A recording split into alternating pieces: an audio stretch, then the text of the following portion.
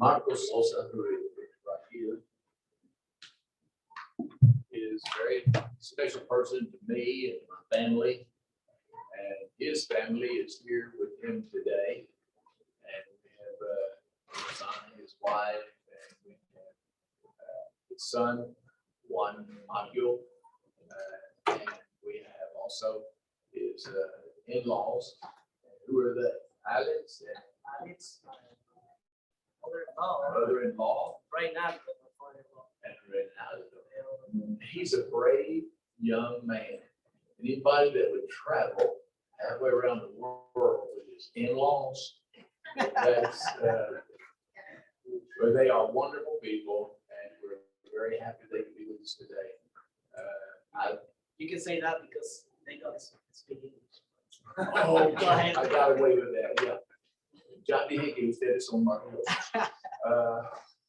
And we are just very grateful to God that we can have Marcos here in our presence now, and we've been able to spend a little bit of time with him this week.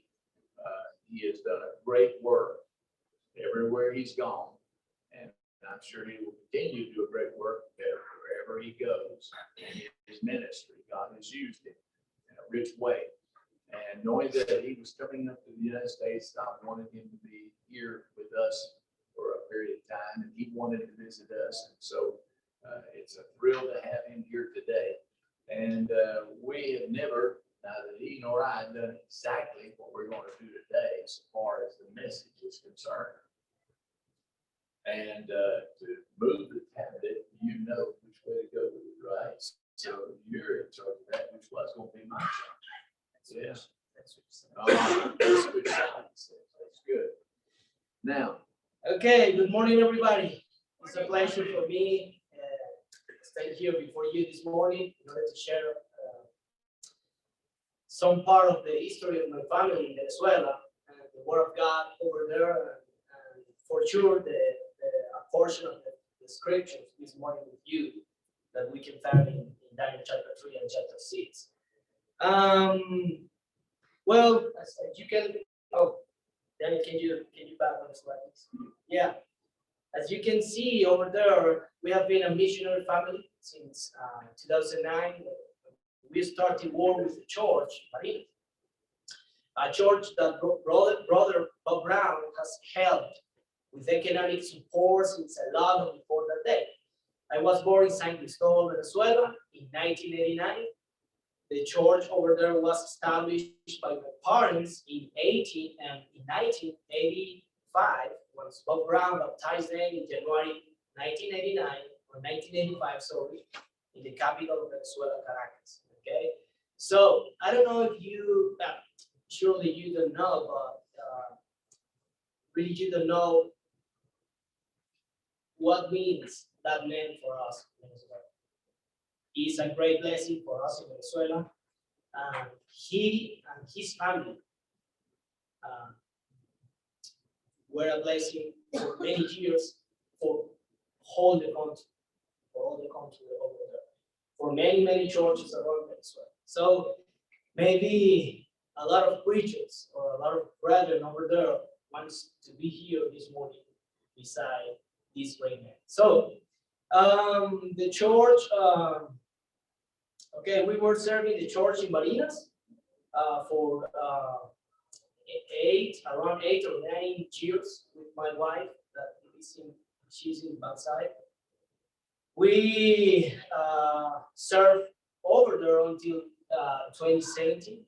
Okay, in June of 2017, we moved to Chile to do mission with the church over there in the north of the country and in the south of the country as well, maybe around 10 churches. We were supporting with campaigns and evangelistic work around 10 churches over there during 2 years. Okay, so in May of 2019, we moved to Houston to work as a youth minister and evangelist with the Northwest Church of Christ, where we have been living until today. So you can pass this slide.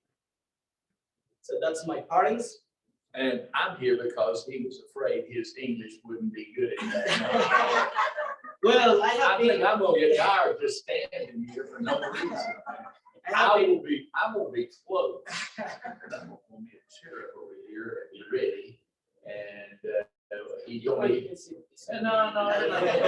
You can He's doing such a good job. I just want him to roll, you know? Yeah. I have And, been learning English just for the 2 last years. So if you mess I up, promise we got, you that we got everybody else in Spanish, so no problem. You go ahead. You're doing great. okay, that's my parents. That's my mother, my father, and my grandma, and my nephew. That's the first son of my oldest brother. That he's a deacon right now in the churches in Northwood Church of Christ in Houston. And that is Bob Brown. Surely you know him, no? And that picture was in 1995 when I was 6 years old. Okay, yeah, that's me. So that's my parents again. I'm sorry, doesn't like this. Yeah. So these two guys in the left side are the preachers. Okay, he's the preacher now, the actual preacher in San Cristobal, and she's his wife, Coromoto, Beto and Coromoto, and they are doing a great job over there in San Cristobal, Venezuela. My parents again in the middle of the photo, and in the right side you can see Bob and Kelly. Okay, Bob and Kelly, I don't know how many times, but Bob and Kelly traveled many times over San Cristobal and over all the cities in Venezuela, around the whole country, helping campaign after campaign, war after war for many years. I don't know when you arrived here in order to live here in Houston and in the United States. When I came up here about 96, remember now, 96. But maybe you spent more than 20 years over there? Or? Oh, I spent 19 and a half years. 19 and a half years, yeah. So this is the country in Barinas, Venezuela. Okay, we started to war over there in 2008. Okay, when the church has around 50 or 45 members, some many missionary groups came to help us in that time in Barinas, Venezuela. As you can see, oh, can you pass the slide? I have the different presentation here. Again, that's the church in the very beginning. Okay, in Barinas, Venezuela, small group over there, and in the other slides, you can see the other one. Okay, you can see Rusty in the corner, and Ava Conley, Jonathan Hannigan, and many of other people that came many times over Venezuela, like a small or big group of Harding University in order to do mission works over there. Okay, it was in Barinas. Okay, and the next one is maybe, I don't know, maybe 8 years after or something like that, or 6.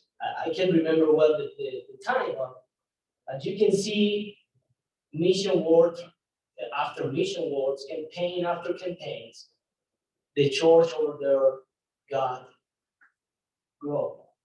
Okay, so I don't know how many people over there, but in that time, I am buried in this corner. I am here with my wife, Mr. Barson. But maybe around 450 people, 450 members in that time.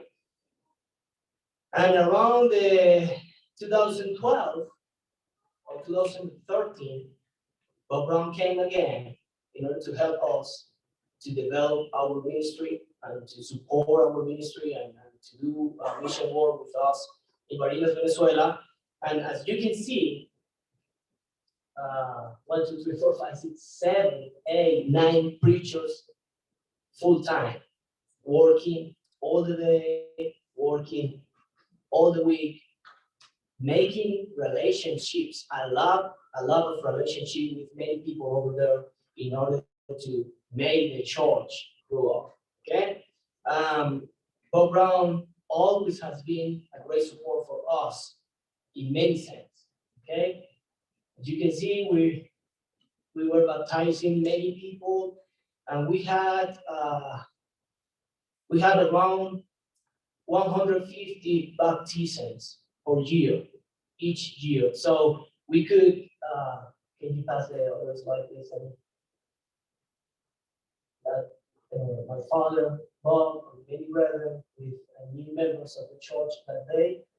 And you can pass, please, then. That's a preachers retreat that we have once a year, each year. Okay, it's Danny, Bob, me, and my brother. Please, back again. That's my brother David. He's so special to me.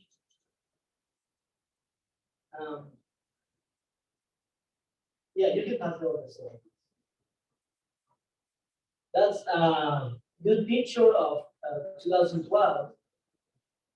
That's my brother David, his wife Xenia, my wife, and I spend time together. Okay, with the church, because that's the father of Luis Rodriguez, the father of Pedro Rodriguez. Do you know the Caramuca in Caramuca? And we moved to Chile in 2018. We were in La Serena, Chile, that it is a northern city of the country. We spent 2 years working with the church, as we said before. Okay, you can pass the slide right now. That was in Barinas, Venezuela, in the main river that we have over there that is called. Oh my goodness. I forgot the name of that river. Oh, you won't forget a lot, I can tell you. I forgot everything. Oh my goodness. What a shame for my Venezuelan brother over there. Well, I'm gonna remind you. I promise you. Okay, that's after a gospel day in the church of Guardians. We had 25 baptisms around each 2 months, because each 2 months we have a gospel day in order to share the good news of Jesus Christ with all the community around us. So, and the next one is the same day. That's my father in front of the picture. I am in the very back of the picture with the palm rice.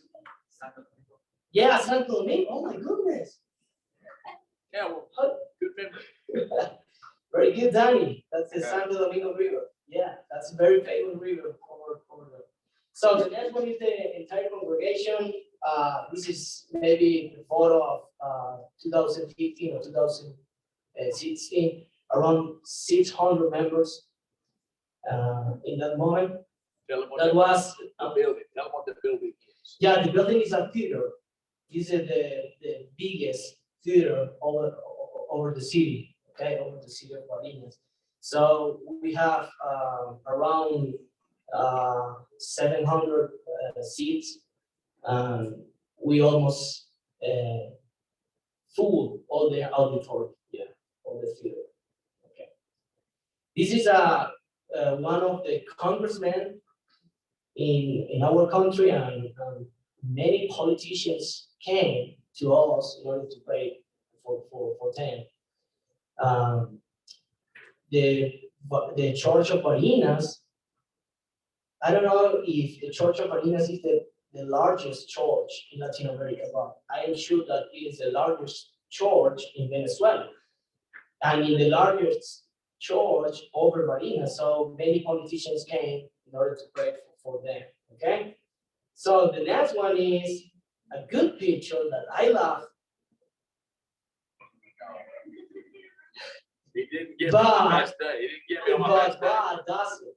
Okay, but Yeah, that's me and Bob in 1995, and the other one is the same Bob with my son Juan Mario the last week. Yeah. Okay. This is my grandma. She was a special and wonderful woman for all of us, and she was a very special lady for Bob and Kenny. Um, they baptized them. They baptized her and her husband. Her husband, my grandpa, uh, was a general. Yeah, general. He had a good position in a good ¿cómo digo, gobierno, government. Yeah, in a good government in some time in the past in Venezuela. And this is us in here in the United States the last year. Okay. And this is the organization, Latin American Mission Base, that has helped me or has helped a lot of us in Venezuela with great support, economical support, and many other resources that we have been hemos estado teniendo, we have been having. Or blessed to have. Blessed to have, yeah, yeah. Okay, after all of this history of my our history over Venezuela, I want to share with you one of the most encouraging example for me in the entire Bible that this example of Daniel and his friends in chapter 3 and chapter 6 has been maybe the greatest example and the greatest encouragement for me in the Bible in order to do my mission throughout these years. Okay, so I'm gonna mention to you something about chapter 1 very quickly. When Daniel and his friends were deported to Babylon from Israel. Okay, so in chapter 1, the king chose the best children, according to verses 3 and 4. If you have your Bible, you can open it and you can read very quickly. Okay, so among them were Daniel and his friends, among those good children. Okay, the idea that verse 4 gives us in the original language is more inclined to suggest that these were children and not yet teenagers. These children changed their language, alphabet, food, and personal names. All these with the purpose of changing their identity as Hebrews and their religion and their God. That's the correct slide. But this never happened. They never changed anything about their religion, about their Hebrews identity. Okay, so this is what chapter 1 teaches us. It puts in very high esteem the work that their parents did with them, even in the midst of times of so much spiritual corruption in which these children were raised, according to 2 Chronicles chapter 36. You can pass the slide, please, Annie. So after chapter 1 and chapter 2, we can get chapter 3, and we can find the Daniel's friends facing and struggling very, very bad situation over there, okay? So as we can hear before from our brother in the reading of this morning in chapter 3, Daniel's friends are sent to the fiery furnace for resisting worship and prostrating themselves before Nebuchadnezzar's golden statue. So whoever did not worship this statue would go straight to the fire furnace to die. These three Hebrews, Shadrach, Meshach, and Abednego, refused to bow down in front of that statue, even with the threat of being sent to the fiery furnace. And we need to learn a lot of this example. My favorite verse in this chapter is verse 18, when they reply that even if God doesn't deliver them from the fiery furnace, they are not willing to worship Nebuchadnezzar's golden statue. So how much faith, righteousness, fear, and trust these young people had in God in order to do that in chapter 3? That's the same question that we need to ask ourselves now. How many of us are willing to go forward with God even when He does not answer prayers or deliver us from evil? Okay? So, they are sent to the fire furnace. The soldiers who took them there roared when seen approaching the furnace, since it had been heated 7 times more than normal. The king sees the boys walking, calm, and at peace inside the furnace, and sees the presence of an angel of the Lord who was walking with them. And he calls them out. And none of them even have a burning smell on their clothes. And in the end of this chapter, in chapter 3, these 3 young men were instruments or altars where God could be glorified and magnified by all the people and by the king. And this is the matter for this moment. This is the matter for this moment. Okay? God can be known before all the Babylonians and other people that were under this empire through the lives of these 3 young people. So the four important questions for us up to this point are the following. Number 1, are God and Jesus being known through us in this world? Do you know the weak? Do you know the most? Or are we hiding God in our life so that no one knows Him? Do you show Him with pride to all, or do you hide Him with shame? Do our life, instead of giving glory to God, put His name to shame? We need to ask those questions to us this morning, according to this history in chapter 2. So, in chapter 6, that's a slide, please. In chapter 6, we can find the other famous history of this wonderful book, Daniel. So, Daniel in the lion's den. So, in chapter 6, exactly the same happens, but not only with Daniel, under the rule of Medo-Persian Empire and the kingdoms, because the top leaders invite Daniel. They wanted to destroy him, and because of his absolute integrity, they found nothing to charge him with.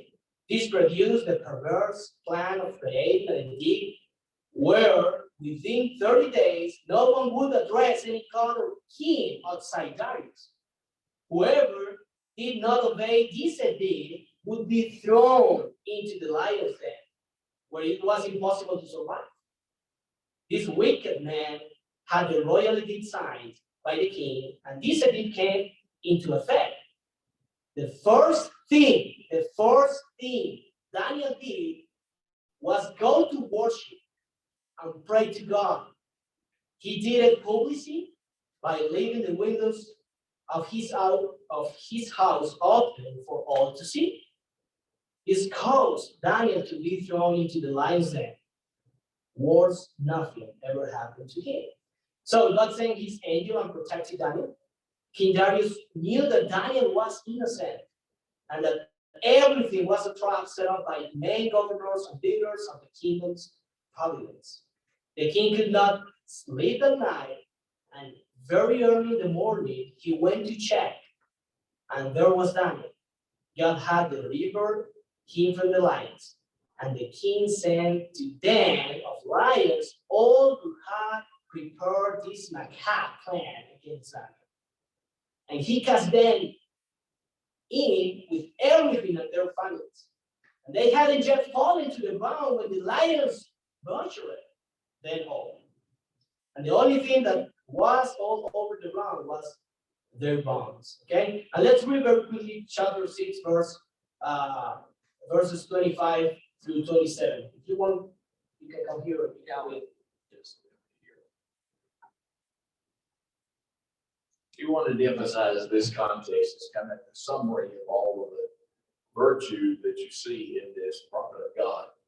And beginning in verse 26, it says, I'll go back to verse 25.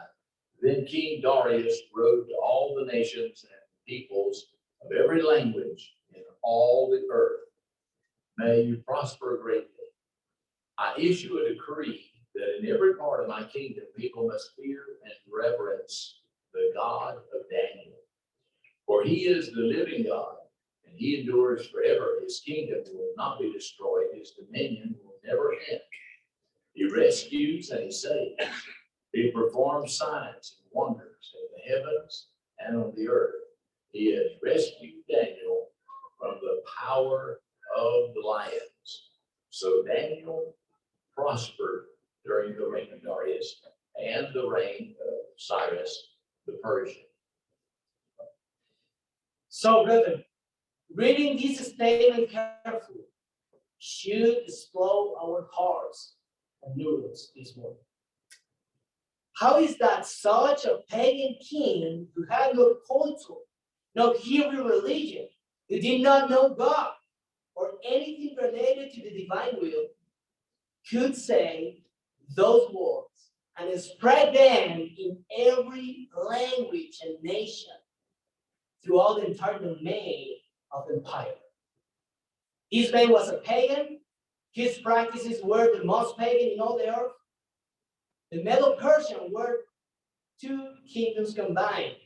They were full of all idolatry and prostitution, all kinds, sex, flesh, sin, blood, death, barbarity, power, and wealth guide their lives. So how can this king end up saying what he said at the end of this chapter? Thinking about it by a while. The only explanation and answer we can give is that this happened because Daniel allowed the glory of God to be manifested in his life.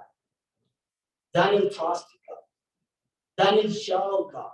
Daniel prayed to God in front of everyone. Daniel did not hide God or shame him, but rather glorify him.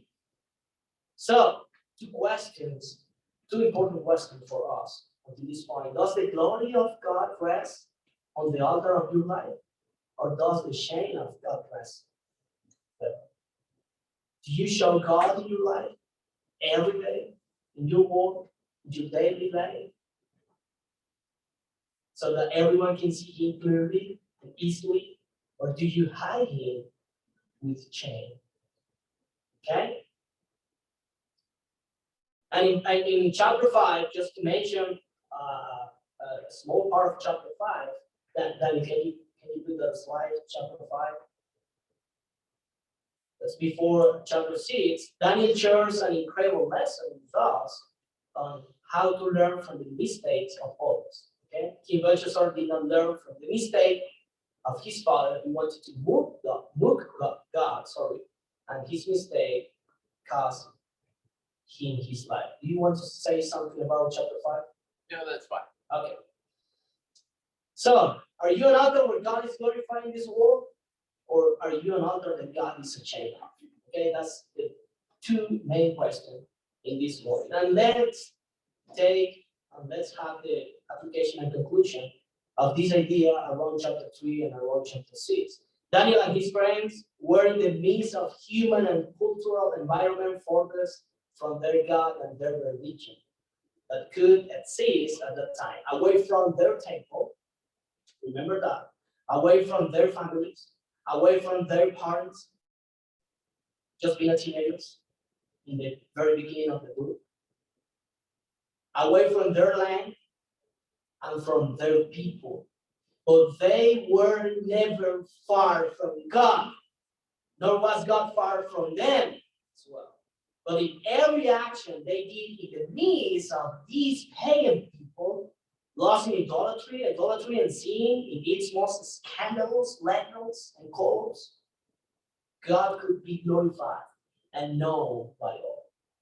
Now, in the days of Nabucodonosor, the God of Daniel was included as one more God, in the pantheon of the gods of the Chaldeans.